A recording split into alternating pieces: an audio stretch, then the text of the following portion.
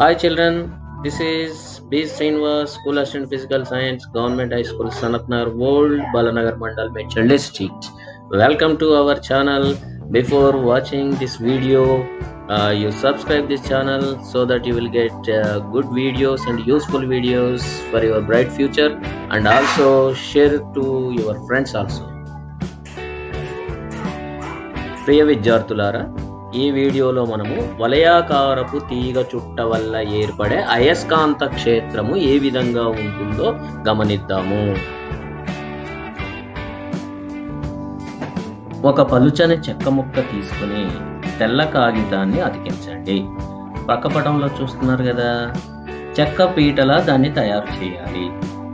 Dear children, ఒక చెక్క ముక్క తీసుకున్నారు, దాన్ని చెక్క పీటలా తయారు చేశారు, దానికి ఒక తెల్ల కాగితాన్ని అతికించారు. ఇప్పుడు దానిపై ఎదురుగా 2 రంధ్రాలు చేయండి. రంధ్రాలు చేసి ఆ 2 రంధ్రాల గుండా 24 గేజ్ రాగి తీగను 4 గాని 5 గాని చుట్టలు చుట్టాలి. 24 గేజ్ అనే రాగి తీగ తీసుకోండి, అంటే దాని మందం అన్నమాట. గేజ్ అంటే ఇక్కడ అంత మందం ఉన్నటువంటి రాగి తీగను చుట్టాలన్నమాట.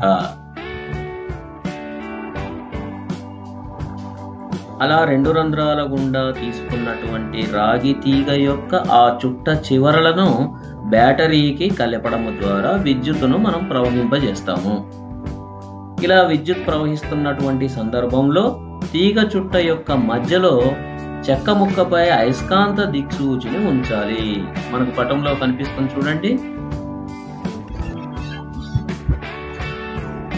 ఆ పటం మధ్యలో చూపించినట్లుగా ఒక అయస్కాంత దిక్సూచిని ఉంచుతామన్నమాట. దిక్సూచిని ఉంచగానే అయస్కాంత క్షేత్ర ప్రభావముతో, ఈ అయస్కాంత క్షేత్రం ఎక్కడిది? వలయంలో కరెంటు ప్రయాణం చేస్తుంది కదా, వలయంలో కరెంటు ప్రయాణం చేస్తున్నప్పుడు అయస్కాంత క్షేత్రం కూడా ఏర్పడుతుంది కదా. దానివల్ల అయస్కాంత సూచిక కదిలి ఏదో ఒక దిశలో నిలకడగా ఆగిపోతుంది. ఆ ఆగిపోయినప్పుడు ఆ సూచిక దిశలను తెలిపే విధంగా ఆ చివర ఈ చివర 2 బిందువులను కాగితంపై గుర్తించవలెను. స్టూడెంట్స్ జాగ్రత్తగా అర్థం చేసుకోండి. అయస్కాంత సూచికను అక్కడికి తీగ చుట్ట మధ్య భాగంలో ఉంచగానే అయస్కాంత క్షేత్ర ప్రభావంతో ఏమైంది? సూచిక కదిలి ఏదో ఒక దిశలో నిలకడగా ఆగిపోతుంది. ఆగిపోగానే దాని యొక్క దిశను సూచించే విధంగా పెన్సిల్తో గుర్తులు పెట్టాలి.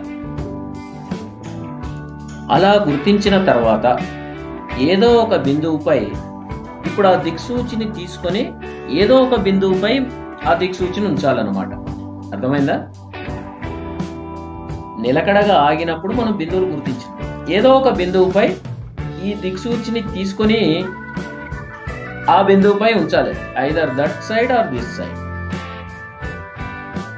ఇలా గుర్తించడం అనేది చెక్క ముక్క యొక్క అంచు వరకు చేస్తూ వెళ్ళాలి. ఇలా ఒకవైపు చేసిన తర్వాత రెండవ వైపు కూడా అలాగే గుర్తించాలి.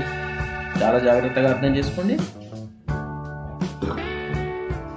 ఒక దగ్గర మనం ఉంచిన తర్వాత నిలకడగా ఉంది, ఏదో ఒక బిందువును పైన దీన్ని ఉంచాము, మళ్ళీ నిలకడగా ఆగగానే మళ్ళీ గుర్తించాము, అలా చివరి వరకు చేస్తూ వెళ్ళాము. ఈ పద్ధతిని 2 వైపులా, ఈ వైపు ఆ వైపు 2 వైపులా ఆ పద్ధతిని పాటిస్తూ బిందువులను గుర్తించాము. ఇలా బిందువులను గుర్తించిన తర్వాత ఆ బిందువులన్నింటినీ ఏం చేయాలి? కలపాలి. అలా బిందువులన్నిటినీ కలిపితే బలరేఖ ఏర్పడుతుంది. ఎలా ఏర్పడుతుందో ప్రక్కపటంలో చూడండి. మనకు అక్కడ కింద బ్యాటరీ ఉంది, పైది చెక్క ముక్క. ఆ చెక్క ముక్క 2 రంధ్రాల గుండా రాగి తీగను తీసుకున్నాము.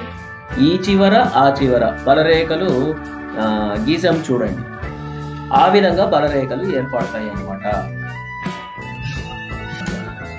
Thank you my dear children for listening this lesson. And one more point you have to keep in your mind, any video you should be seen for 2 to 3 times, then only you can understand the lesson very easily.